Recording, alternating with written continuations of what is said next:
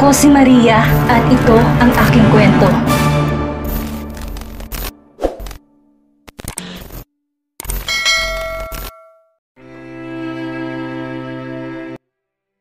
Erika, aalis na ako. Baka gabihin ako sa daan eh. Mas mabuti nang maaga ako makarating sa amin. Para maaga rin ako makauwi. Paalam ni Demi sa kaibigan. Pinilit tapusin ni Demi ang mga pinagawa ni Esmeralda kanina kahit na masama ang kanyang loob dahil sa insultong inabot niya kay Max. Well, inangkin naman ni Esmeralda na gawa niya yon at ito ang napagalitan. But still, that's her work and hers alone. Nagdadamdam man sa sinabi ni Max tungkol sa gawa niya, napilit na inangkin ni Esmeralda. Sinubukan pa rin ni Demi na gawin ang kanyang trabaho. Sa katunayan, nakapag-submit na siya ng draft na kailangang pag-aralan at i-approve ni Esmeralda. Wala pa naman feedback ang boss kaya pinasya ng dalaga na umuwi na upang magawa niyang sadya niya sa kanila. Uy, sure ka ba? Parang kinukutuban ako sa tiyuhin mong lasenggo eh. Gusto mo samahan na lang kita? Umiling si Demi. Wag na, maabala ka pa at saka si Tio Rodel yun. Ano naman ang gagawin niya sa akin? Anang dalaga, ngumiti bago tuluyan ng lumabas ng kanilang opisina. Nagbas si Demi pa uwi at halos latag na rin ang dilim nang marating niya ang kinalakihan niyang bungalow na pag-aari ng kanyang tiyo at tiya. Aba, umuwi ka pa? Salubong agad ni Rodel kay Demi nang makita to sa may pinto. Gaya ng dati ay nakaharap ito sa mesita, umiinom ng alak at naninigarilyo. Humugot ng malalim na hininga ang dalaga, nagpipigil ng emosyon. Tiyo, mag-usap po tayo, anang dalaga. Ano pag-uusapan natin? Matapos mo kong pahiyain kay Boss Carlo, mag-uusap tayo ngayon? Antigas din ang mukha mo no? Ikaw na ngang may kasalanan kung bakit nagkandamalas-malas ang buhay namin ni Esang mula nang tumira ka dito sa amin. Tapos may gana ka pang maggagaganyan? Nangilid ng luha ni Demi kahit napigilan niya, sadyang gumuguhit sa kanyang puso ang mga sinasabi ng tiyuhin. Tiyo, ako na lang po magbabayad ng utang niyo kay Boss Carlo para wala na po kayong problema, presinta ng dalaga. Inilabas ang sobre na puno ng pera. Yun lahat ang savings niya na inilabas niya sa bangko kaninang tanghalian. Humalakhak si Rodel. Lintik na bobo to, walang utak. Walang gustong ibang bayad si Bossing kung hindi ikaw, Demi. Ikaw, humagulhol na si Demi. Hindi nga po pwede, Tiyo. Ikinumpas na Rodel ang kamay. Lintik ka. Umalis ka nga sa harapan ko at naaalibadbaran ako sa'yo. Anito, puntahan mong tiyahin mo. Panaiyak niya buong maghapon. Nakakairita. Mabilis na nagpunas ng luha si Demi. Humakbang na papunta sa silid ng tiyahin. Subalit ni hindi pa man niya nararating ang silid nito, isang matigas na bagay ang humampas sa kanyang ulo na nagpangyari upang mawalan ng ulirat ang dalaga. Samantalang si Rodel naman ay mabilis na ibinaba sa mesang bato na ipinalo niya kay Demi bago nagmamadaling kinalikot ang kanyang cellphone. Ilang sandali pa. Boss, nasa akin na si Demi. Puntahan mo na rito sa bahay. Anito. May iba pa po ba kayong ipag-uutos, sir? Ani Ella kay Max na noon ay nasa laptop pa rin ang atensyon. Kakabigay lamang ng assistant ng files na hiningi ng amo kahit na malapit na mag-alas 6 ng gabi. Mukhang mag-overtime na naman ang amo. Did you check on Miss Malvar? Ano nang balita sa pinagawa ko sa'yo kanina? Si Max wala pa ring tigil sa pagtipa sa kanyang laptop. He is making a strategic recovery plan for their project in Subic. Hindi kasi maintindihan ng binata kung bakit patuloy sa pag-decline ang pre-selling rate ng mga units nila sa proyektong yon. Kaya din niya sinadya ang marketing department kaninang umaga upang makita mismong progress sa marketing plan na pinagawa niya. Direkta niyang inutusan si Esmeralda Gutierrez na gawin ang trabahong yon. But, to his surprise, mukhang ipinasa nitong pinatrabaho niya kay Demi. Na-confirm po ng IT department sa pamamagitan ng logs kagabi na si Miss Demi nga pong gumawa ng marketing plan na tinignan niyo kanina, sir. Ani Ella. Umigting ang panga ni Max. He's a man of no conscience. Madalas siyang pagsabihan ng kasing lamig ng yelo ang pakikitungo niya sa lahat maliban sa kanyang abuela. Idagdag pa, he has never apologized to anyone. He had stopped ever since that day when his mother left him after his father died. Subalit sa mga oras na yon, hindi maipaliwanag ni Max kung bakit gusto niyang kausapin agad si Demi at humingi ng paumanhin dito. Demi Malvar, the troublesome girl he married. Matagal-tagal na rin siyang hindi naliligalig ng sino man, lalo ng isang babae. But ever since he met Demi 2 days in the men's room, wala na itong dinulot sa kanya kung hindi gulo. She eavesdropped with his conversation with Vera. She asked for his help to get rid of his ex-fiancée, only to back out in the end. He even cuffed her in his private office inside his own home. Nagawa na ba ni Jericho yung pinapagawa ko? Tanong ng binata maya-maya. Ang Jericho na tinutukoy ng binata ay ang head ng kanyang security team. Yes sir, kagabi pa, cleared na lahat ng CCTV footage. Wala na recording tungkol sa nangyari kay Miss Demi kagabi sa lobby. Alright, that's good. Can you call her then? Pakisabi gusto ko siyang makausap. Bring her discreetly in my house. Utos ng binata bago muling itinoon ng buong atensyon sa ginagawa. Si Ella naman ay kaagad nang tumalikod at sinunod ang utos ng amo. Makalipas ang ilang minuto bumalik din ang assistant. Sir, nakauwi na raw po si Miss Malvar, sabi ng mga kasamahan niya. Nagmamadali raw po siya kanina kasi uuwi sa kanila.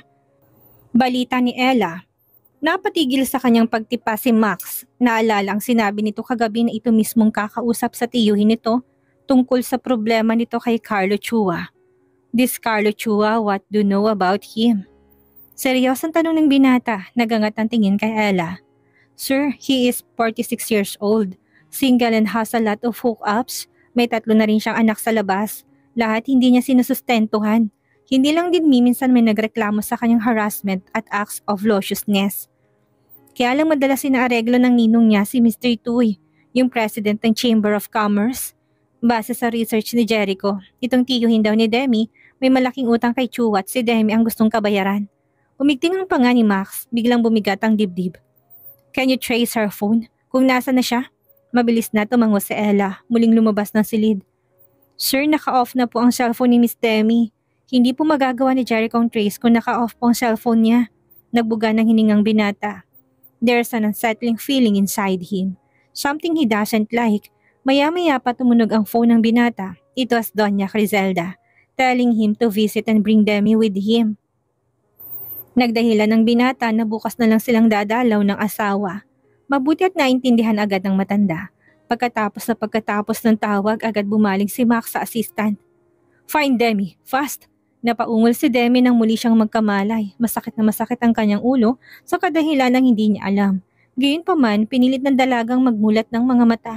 Dilim ang unang sumalubong sa kanya at isang nag-aagyaw na kisame. Sa hindi kalayuan ay may naririnig siyang nagsasalita, subalit hindi niya maintindihan ang sinasabi nito. Sa nalalabong isip ay pilit na inaalala ng dalaga ang nangyari sa kanya. Naalala niya sumakay siya ng bus pa uwi. Naalala rin niya na usapan nila ng kanyang tiyo Rodel. Tapos bigla nalang nakaramdam ng pagpukpok ng kung anuman sa kanyang ulo na nagpangyari upang mawalan siya ng malay tao.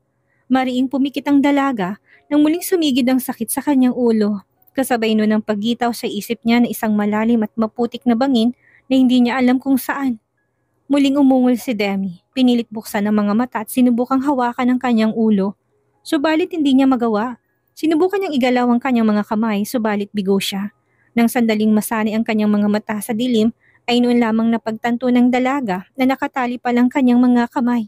Maging ang kanyang mga paa hindi rin niya maigalaw. Sinubukan niya magsalita upang humingi ng tulong, subalit may busal ang kanyang bibig. Lalong naguluhan si Demi, tuluyan ng lumuha. Sa nalalabong isip ay hindi niya maintindihan kung paano siya humantong sa ganong sitwasyon. Pilit na ibinangon ng dalaga ang kanyang sarili mula sa pagkakahiga sa sahig. Noong luminaw sa kanyang lugar na kanyang kinaroroonan, hindi siya maaaring magkamali. Naroon siya sa imbakan na kung ang mga luma nilang gamit sa bahay mismo ng kanyang tiyo at tiya. Kumabog ng kanyang dibdib. Ayaw niyang isipin subalit ang kanyang tiyo Rodel ba ang may gawa nun sa kanya? Pero bakit? Anong gusto nitong mangyari? Hindi pa man nasasagot ang mga tanong sa isip ng dalaga ay muli niyang naulinagan ang mga nag-uusap sa malapit. Sa pagkakataong iyon, malinaw nang narinig ng dalaga ang lahat. Sigurado ka dyan ha, pag ako sumabit dudurugin kita Rodel. Sinasabi ko sa'yo. Huminga ng malalim si Demi. Gusto niya magsisigaw subalit hindi niya magawa. Boses yun ni Boss Carlo. Hindi siya maaaring magkamali. Oo bossing, walang papalag. Sigurado ako. Inaabot ko na nga mismo si Demi sa'yo. Pinukpok ko nga lang para mahilo. May galos lang na konti sa ulo pero maayos pa naman. Kayang-kaya ka pang pasayahin ngayong gabi. Hindi ka naman mapili, hindi ba? Ang importante, makuha mo si Demi ng buo. Ani Rodel. Lalo na paluha si Demi, kumpirmado. Ang tiyo Rodel nga niya ang may gawa nun sa kanya. Hindi siya halos makapaniwala na gano'n na lamang kagusto ng tiyuhin na ibigay siya sa amo nito at nagawa pa siya nitong saktan. Huwag kang mag-alala, Rodel. Kapag nabigyan ako ni Demi na anak na lalaki, ako na bahala sa'yo. Sabi pa ni Boss Carlo na lalo nagpanginig kay Demi. Hindi niya matagalan ang presensya ng amo ng tiyuhin sa ilang aksyon na nagkita sila. Paano pa kaya ang sinasabi nitong bibigyan niya ito ng anak? May isip pa lang niya ay naduduwal na siya sa diri. Hindi siya makakapayag. Kailangan niyang pakawalan ng sarili. Kailangan niyang subukan kahit mahirap. Sinubukan muli ng dalaga ang gumalaw, pilit na inabot ang mga tali sa kanyang paa. Subalit kada galaw niya ay panay rin ang pagtindi ng masakit na pagpintig ng kanyang ulo. Napahagulhol na si Demi sa awa sa kanyang sarili. Kung sana'y hinayaan na lamang niya samahan siya ni Erica sa kanyang pag-uwi, siguro hindi nagawa ng kanyang tiyuhin ang plano nito. Tamang ang kanyang kaibigan. Walang maidudulot na kabutihan ang pagtitiis niya sa pagpapahirap ng kanyang tiyo Rodel. Subalit paano na siya ngayon? Ganun na lamang ba kabilis na makukuha ni Boss Carlo ang gusto nito sa kanya? Magtatagumpay ba talaga sa kasamaan? Nasa ganong pag-iisip ang dalaga na magkakasabay na bumalandra pabukas ang pinto at ang pagbahaan ng liwanag sa malit at maalikabok na silid. Lalo na pasiksik si Demi sa sulok, lumakas ang pagkabog ng dibdib. Gising ka na pala, Demi. Hindi ka man lang umiimik? Ani Rodel, lumapit sa dalaga at marasong hinawakan sa panga. Ang mga daliri nito ay bumabaon sa magkabilang pisngi ng dalaga. Huwag mo kong ipapahiya. Naririnig mo ba ako? Nandito na to. Tanggapin mo na lang. Subukan mong pumalag pa. Maaari ko ipadispatcha ng tuluyan kina Boss Carlos si Esang. Kaya mag-isip ka ng mabuti. Dugtong pa ng lalaki bago binitawan si Demi. Sunod na lumapit si Carlos sa dalaga. Nakangisi ito habang pinaglalandas ang namamawis nitong kamay sa pisngi ng dalaga. Panay tuloy ang iwas ni Demi. Don't worry, Demi. Dahan-dahanin natin. Alam ko namang hindi ka sanay sa ganito. Pero tuturuan kita. May enjoy mo rin ang gagawin natin mamaya. Anang lalaki, nakangisi. Nananakit man ang ulo at limitadong galaw, pilit na nagpumigla si Demi. Inangilan niya ito at pinukol ng masamang tingin. Hindi pa siya nakontento. Inipon niyang kanyang natitirang lakas at tinadyakan to sa tuhod. Agad na napaluhod ang lalaki sa ginawa ni Demi. Sunod-sunod itong nagmura bago inayos ang sarili. At nang makabawi ay maras na kinamal ang buhok ni Demi. Wala pang nanakit sa akin, hayop ka. Ikaw pa lang, gigil na sabi ni Carlo bago sinampal ng dalaga. Agad na humapdi ang pisngi ni Demi, subalit pinilit niyang huwag magreklamo. Laspag ka sa akin mamaya, makikita mo. Anang lalaki bago marahas na binitawan ang dalaga. Nangihinang natumba si Demi sa sahig. Pinanood ang pagbibigay ni Carlo na isang bundle ng pera sa kanyang tiyuhin na mabilis namang nilagay ng huli sa sobre ng kanyang life savings bago binulsa. Humagulhol ng dalaga, pinanlabuan na ng tingin dala ng nerbiyos. Iniindang sakit sa sugat, sa ulo at sama ng loob. Hindi niya lubos akalain na ganun kasama ang kanyang tiyuhin. Makatakas lang siya talaga sa sitwasyong niyang yun, sisiguraduhin niyang iaalis na niyang kanyang tiyahin at pinsan doon. Maya-maya pa muling nagsalita si Carlo. Oh, kargahin niyo na si Demi. Iligay na ito sa van. Utos nito sa mga tauhan nito sa labas ng bahay. Subalit walang umimik sa mga tauhan ng lalaki. Si Rodel ang unang lumabas ng silid, subalit hindi pa man to gaano nakakalayo. Nang may sumuntok dito na nagpangyari upang bumagsak ito sa mismong entrada ng pinto. Napaatras si Carlo, agad na tinakasan ng kulay ang mukha. Sino ka? Huwag kang lalapit! Huwag kang... Ah! Sigaw ng lalaki. Sinunod ang sarili sa direksyon ng pagpilit ng stranghero sa kanyang kamay. Where is Demi? Anong pamilyar na tinig? Sinubukan ni Demi ang manatiling gising kahit na namimigat na ang kanyang mata sa magkakahalong pagod at sakit na iniinda. Si Max ang may-ari ng tinig na yon. Hindi siya maaaring magkamali. Si Max yon. Bakit may hinahanap si Demi? Anong kailangan mo sa syota? Hindi na natapos ni Carlo ang sasabihin ng tuluyang binali ni Max ang kamay ng manyak na lalaki bago ito tinadyakan sa maselang parte ng katawan nito. Nang matumba ito sa sahig, tumambad sa binatang bulto ni Demi, duguan ng ulo at halos wala ng malay. Rage and nostalgia. That's what Max felt the moment he saw Demi on the old dusty floor bleeding and most lifeless. Pinaalala nun ng isang pangyayari sa kanyang nakaraan na pilit niyang nililimot, subalit hindi niya magawa ang kamatay ng kanyang amang sektor. Sandaling naparalisa si Max, nilunod ng masasamang alaala. Pagbabayaran mo to kung sino ka mang tarantado ka. Pagbabayaran mo, ani Carlo habang namimilipit sa sahig. Hawak ang maselang bahagi ng katawan nito. Noon pa lamang nahimasmasan si Max. Muling bumalik ang galit sa dibdib. Gigil nitong hinawakan sa kwelyo si Carlo. I will wait for you then. Siguruhin mong mahahanap mo ko, Carlo Chua. Dahil kung hindi, ikaw ang hahabulin ko kahit sang sulok ka man ng mundo magtatago. Banta ni Max bago marahas na binitawan ang lalaki. Muli itong nagmura ng mauntog sa sahig. Subalit hindi na yun pinansin ni Max. Agad na dinaluhan ng binata si Demi. Demi, can you hear me? Anang binata, marahang hinaplos ang pisngi ng dalaga. Subalit tuluyan ng pumikit si Demi. Inagaw na ng dilim ang ulirat ng dalaga. Ayaw man niya. That sent Max into full panic. Mabilis nitong tinanggal ang busal sa bibig ni Demi. Sunod na inalis ang tali sa paa at kamay nito. He gently held Demi's unconscious body into his arms before he went out of the house. Sa labas ay naroon ng mga pulis at ang security team ng binata.